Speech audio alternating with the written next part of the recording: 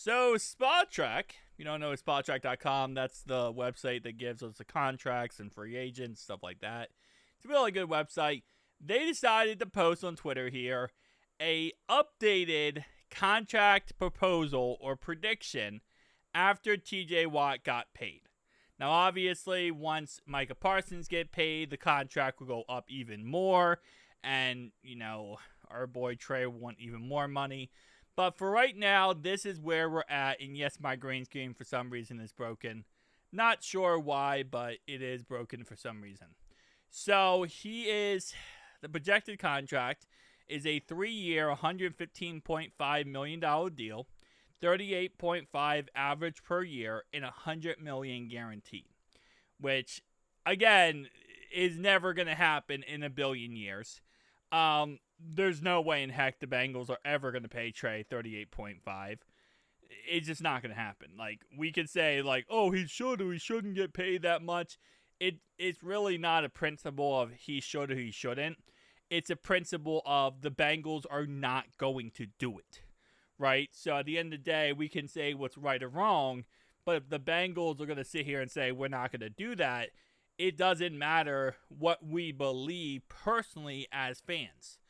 Now, I want to point this out for Steve Reno. Steve, I love you, man. Absolutely love you, bro. Always love the comments. But you keep saying 12.6. So, Trey Hendrickson this year, his base salary is $15.8 million. It says 18.6 as his cap hit, but he already got paid his signing bonus. So you see right here, prorated signing bonus, $2.666 million. He already got paid that, so 15.8 is how much he's actually getting paid. You just subtract the signing bonus from his cap hit, and that's how much he's getting paid. So I don't know. I keep seeing this 12.6 number in the comic section. He's getting paid 15.8. You just subtract the $2.66 million from his cap hit, and that's how much he's getting paid. Anyway, back to what we're talking about. I mean, the Bengals aren't going to do it. Like, I've said many times, I think maybe they end up doing 31.5, and they kind of settle on that. A 3-year contract for 31.5 per year. Obviously, Trey has to accept the idea of winning 3 years. I believe right now he wants 4 years. But also, the Bengals would rather give him 1 to 2 years anyway.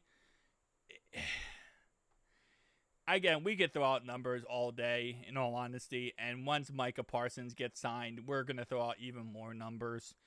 It's not going to change the simple fact that the Bengals are not interested in him over a certain amount of money.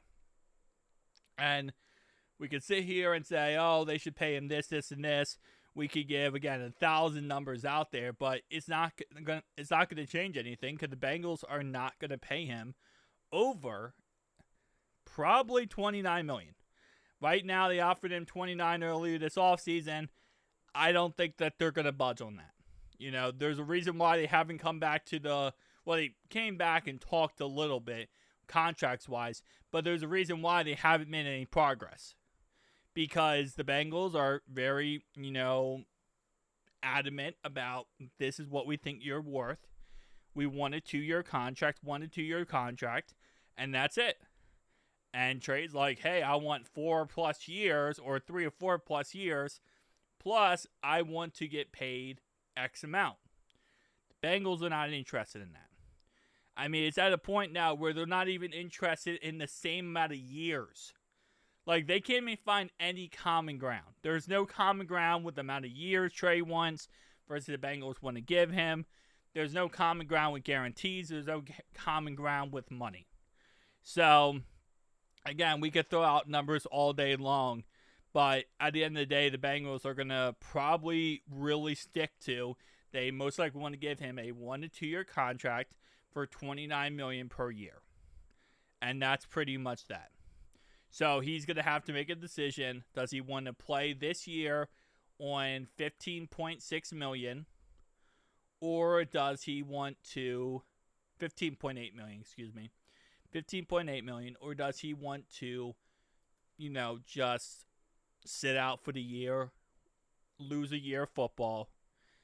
Yes, he can technically. Next year he would be just redoing this year, so he could next year also sit out Then he'll be 33 years old, and then so on and so on. At some point, it's just going to be a mess. It really is. So, I don't know. I don't know what the end goal here is in the end, because I still think we just got to pay Trey Hendrickson. We got to get this over with and move on. We got to pay him. Yes. But again, like I said, we're not paying him $38.5 million. We're not. We're not paying him $35 million. I think the happy spot is 31.5, but I think the Bengals need to budge on the 2-year situation. They need to give him 3 or 4 years at 31.5 per year, and maybe we'll get somewhere. We're not going to get anywhere if we continuously say we're only giving you 1 to 2 years. I think that's more of the issue. Well, per year, money per year is also an issue. But I think that's also a really big issue because Trey has made it very clear he wants job security. He wants to know where he's going to be at for the next 4 to 5 years. And when you come back constantly saying we're going to give you 1 to 2 years, then that's not going to work. Now, I've seen a lot of you guys comment down below and say some ideas that they could go with is maybe this. We give him a 2-year contract. Actually, no, sorry, we give him a 4-year contract.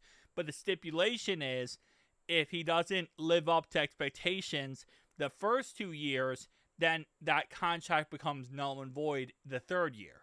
So, pretty much it would say, hey, you need to at least get 12 sacks per year over the next 2 years. If you don't get that, then your contract becomes null and void, and that's it. So, I don't know, maybe there's a solution there. I don't think they're going to do anything like that personally. I think this contract will end up being very black and white when it gets done. But we'll see. We'll see. Down below your thoughts, opinions. See you guys next one. Peace out.